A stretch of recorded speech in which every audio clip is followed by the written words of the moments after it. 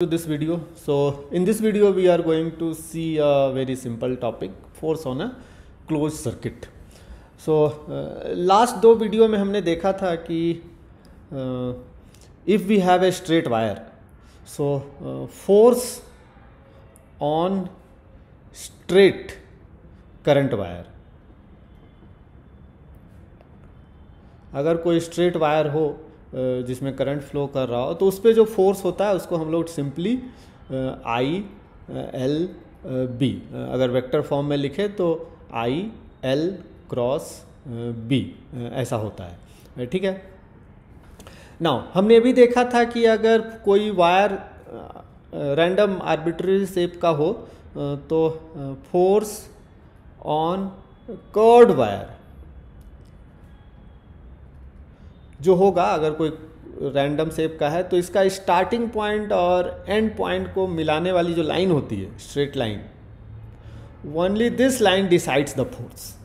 सो ये straight line जो भी हो उसके हिसाब से हम लोग निकाल लेते हैं force is equal to I L effective. L effective वही रेड वाली लाइन हो गई cross B. Now in this topic we have to talk about the close circuit.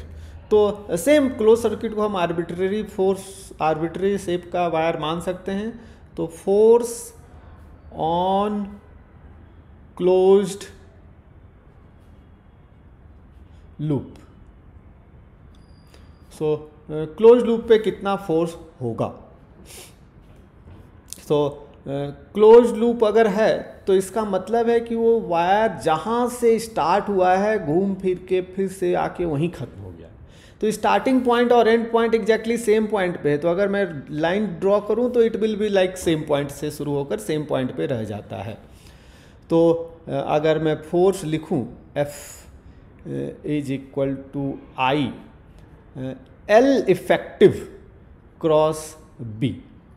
Okay, but L effective जो है वो देख के भी बताया जा सकता है, और अगर हम इंटीग्रेशन करें डी एल का कंप्लीट तो it will become perfectly zero.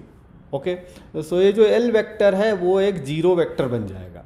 तो इसलिए force on a close loop is simply